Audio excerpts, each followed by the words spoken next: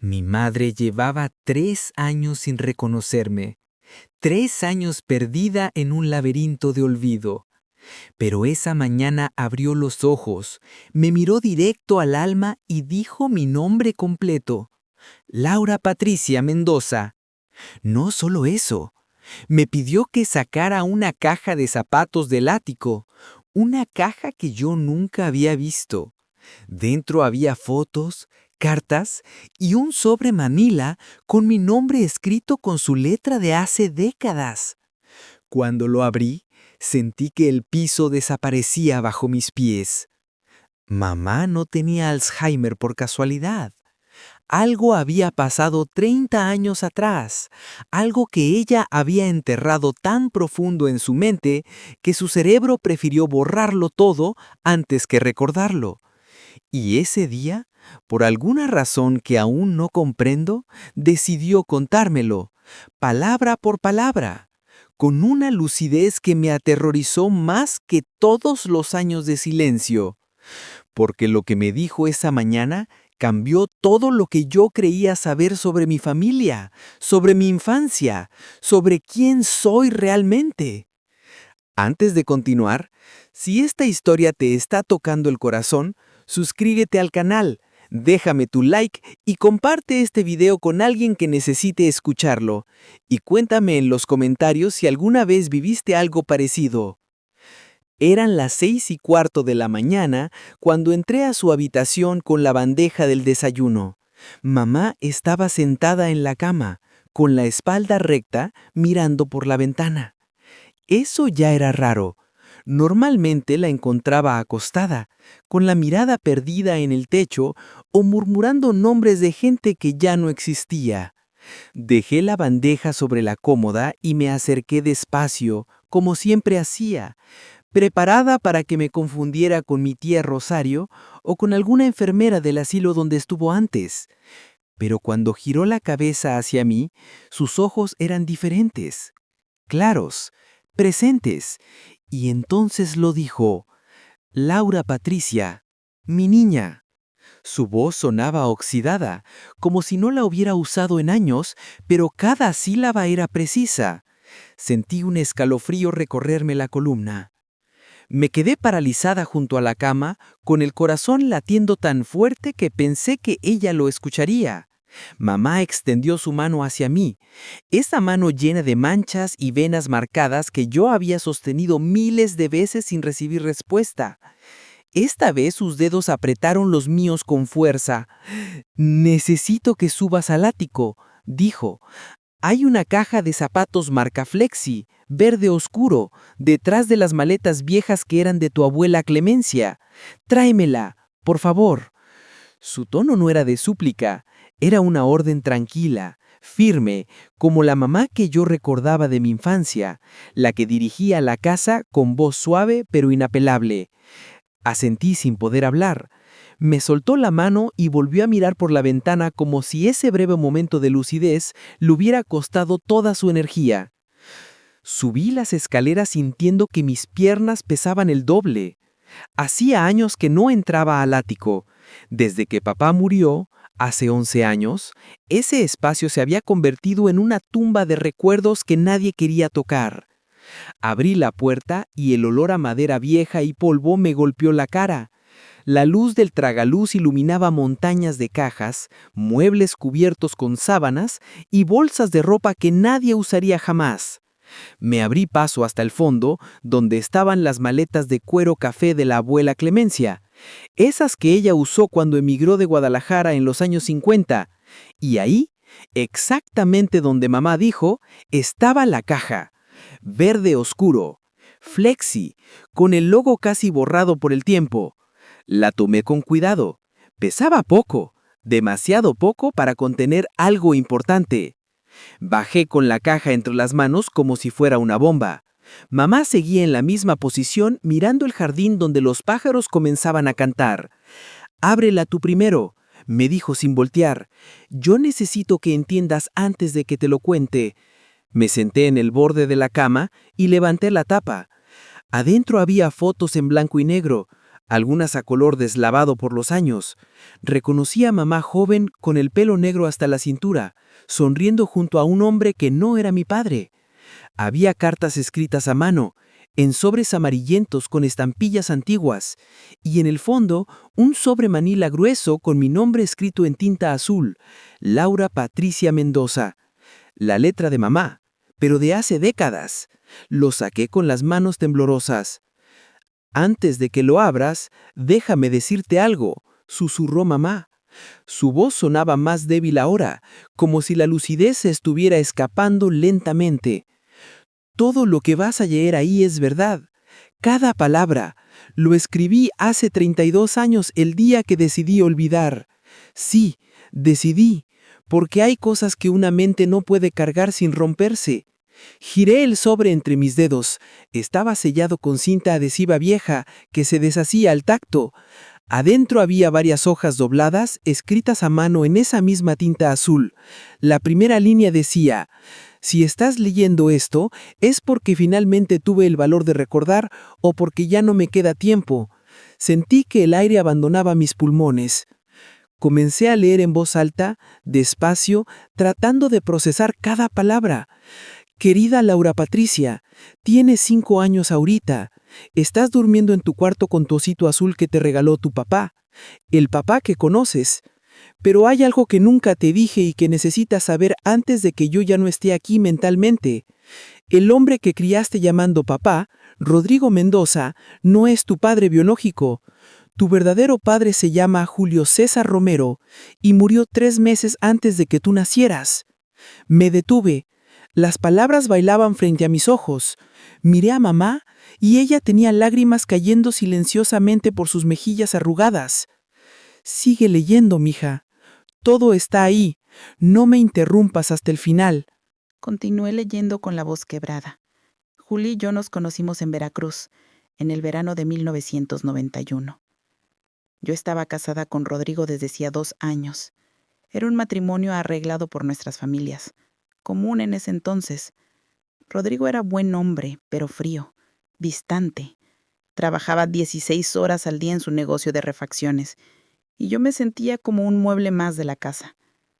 Julio era fotógrafo de bodas. Llegó a cubrir la boda de mi prima Estela en el puerto. Nos conocimos en el malecón cuando yo me escapé de la fiesta para respirar. Él estaba tomando fotos del atardecer. Me preguntó si podía retratarme con esa luz. Acepté. Esa foto cambió mi vida. Miré las fotografías en la caja. Ahí estaba ella, joven, radiante, con el mar de fondo. Julio vivía en Ciudad de México, pero viajaba constantemente por trabajo. Durante 6 meses nos vimos en secreto. Yo le decía a Rodrigo que iba a clases de tejido o a visitar a mi hermana en Puebla. Julio y yo nos encontrábamos en hoteles discretos, en cafés alejados, en parques donde nadie nos conociera. No era solo físico. Él me escuchaba, me hacía reír, me hacía sentir viva después de años de estar dormida. Hablábamos de huir juntos, de empezar de nuevo en algún lugar donde nadie nos juzgara. Yo estaba dispuesta. Había empacado una maleta pequeña y ahorrado $3,000 de mi herencia que mis papás me habían dejado. Teníamos todo planeado para el 15 de marzo de 1992. 2 semanas antes, Julio no llegó a nuestra cita. Esperé 4 horas en aquel hotel de Cuernavaca. Llamé a su casa desde un teléfono público. Nadie contestó. Al día siguiente compré el periódico y ahí estaba la noticia. Accidente automovilístico en la carretera México-Querétaro. Julio César Romero Santibáñez, 34 años, fotógrafo. Fallecido en el lugar. El conductor del tráiler que lo impactó se dio a la fuga. Nunca lo encontraron. Sentí que mi alma se desprendía de mi cuerpo. Fui a su funeral disfrazada de prima lejana. Vi su ataúd cerrado. Vi a su madre destrozada. Y guardé silencio. Porque yo era la amante secreta, la mujer casada, la que no tenía derecho a llorar públicamente. Regresé a mi casa y esa misma noche descubrí que estaba embarazada de 6 meses. Rodrigo y yo no habíamos tenido intimidad en casi 4 meses. Él lo sabía. Cuando le dije que estaba embarazada, me miró con esa expresión que nunca olvidaré. Fría, calculadora. Me preguntó de quién era. Le mentí. Le dije que era de él, que tal vez lo había olvidado por tanto trabajo. No me creyó, pero tampoco dijo nada. Esa noche durmió en el cuarto de huéspedes. A la mañana siguiente llegó con un acuerdo. Yo podía tener al bebé, pero con condiciones. Nadie sabría la verdad. Él lo registraría como suya. A cambio, yo nunca volvería a mencionar a Julio César Romero ni siquiera en mi mente. Debía borrarlo como si nunca hubiera existido. Y si alguna vez yo hablaba, él se encargaría de que perdiera todo, incluyendo a mi hija. Acepté. ¿Qué otra opción tenía en 1992? Soltera y embarazada significaba escándalo, rechazo familiar, pobreza. Rodrigo tenía dinero, posición, respeto. Me ofreció estabilidad a cambio de mi silencio. Y yo lo tomé. Los 9 meses siguientes fueron una tortura. Cada patada tuya en mi vientre me recordaba a Julio. Cada ultrasonido, cada preparativo. Rodrigo cumplió su palabra. Te registró como Laura Patricia Mendoza Herrera, su hija legítima. Con el tiempo, incluso llegó a quererte. A su manera distante y práctica, pero te quiso. Te pagó una buena escuela, universidad, tu primer auto. Fue mejor padre para ti de lo que muchos padres biológicos son. Pero yo cargué ese secreto como una piedra en el pecho durante 30 años. Cuando tú cumpliste 25 años, comencé a olvidar cosas pequeñas. Dónde dejaba las llaves, nombres de vecinos, fechas de cumpleaños. Los doctores dijeron que era estrés, luego menopausia, finalmente Alzheimer temprano. Pero yo sé la verdad. Mi cerebro decidió borrar todo antes de que el secreto saliera por accidente.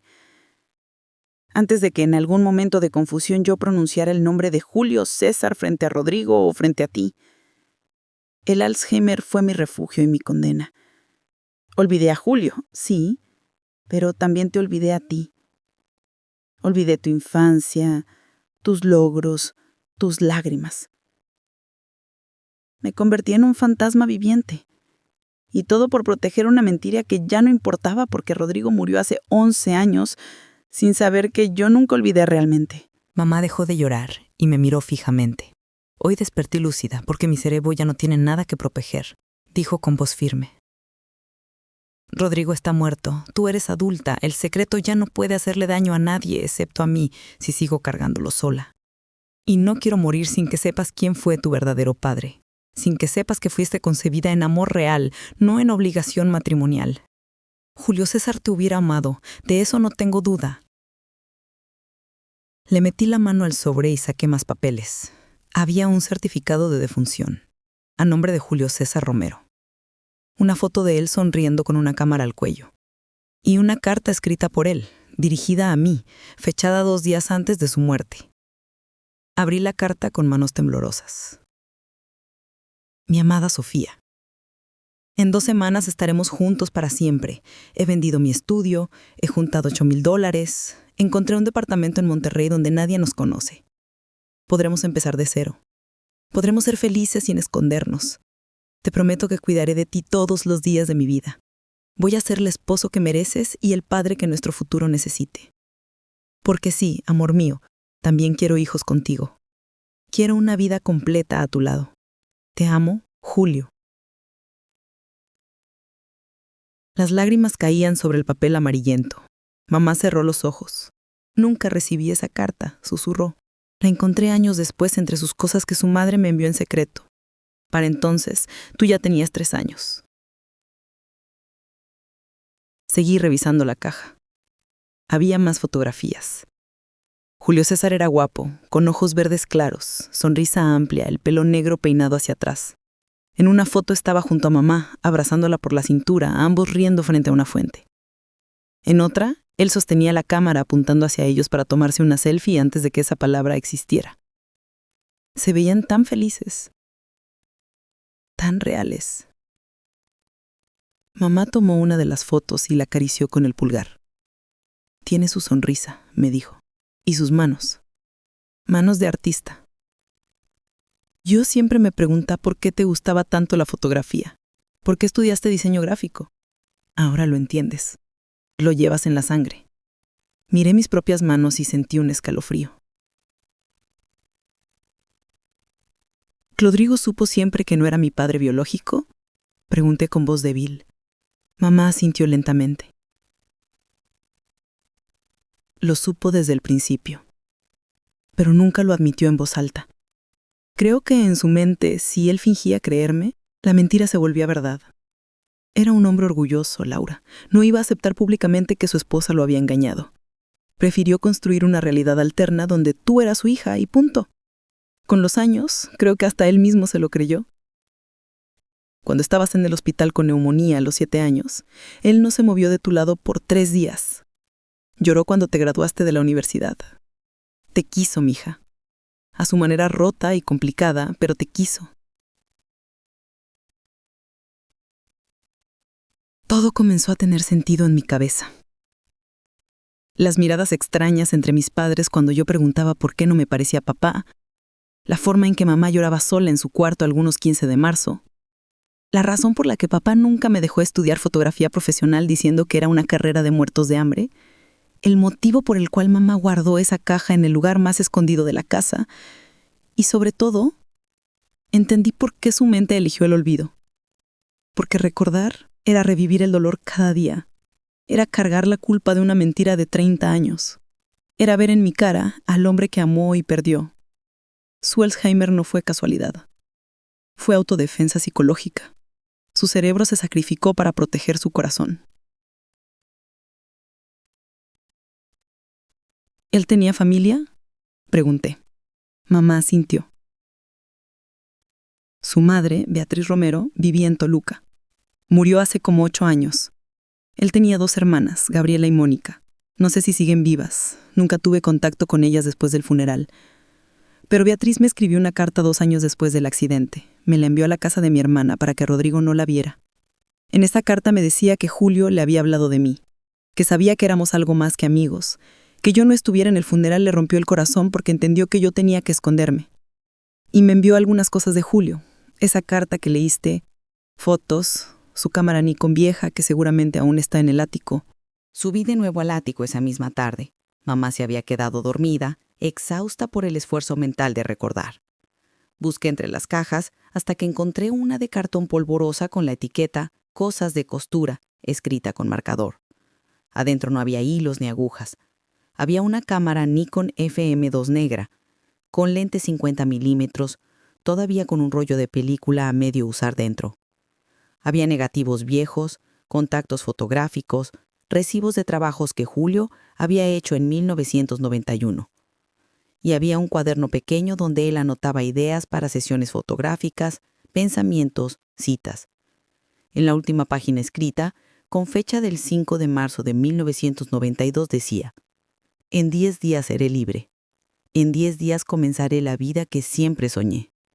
Murió 8 días después. Bajé con la cámara entre las manos. Mamá estaba despierta de nuevo, pero su mirada ya no era tan clara. Me reconoció, pero tardó unos segundos. «Encontraste su cámara», dijo con una sonrisa débil. «Él quería que la tuvieras. Yo quería que la tuvieras. Por eso escribí que un hombre en ese sobre hace tantos años. Sabía que algún día, de alguna forma, la verdad saldría». Me senté junto a ella. «¿Cómo se llaman sus hermanas?», pregunté. «Quiero encontrarlas. Quiero saber más de él. Tengo derecho a conocer de dónde vengo realmente». Mamá apretó mi mano. «Gabriela Romero de Salazar y Mónica Romero Vega. Busca en Toluca. Eran mayores que Julio. Tal vez aún vivan ahí». Saqué mi celular y comencé a buscar. Me tomó 3 días encontrar a Gabriela Romero de Salazar en Facebook. Tenía 68 años según su perfil. Vivía en Toluca. Sus fotos mostraban una mujer de pelo canoso, sonrisa amable, rodeada de nietos.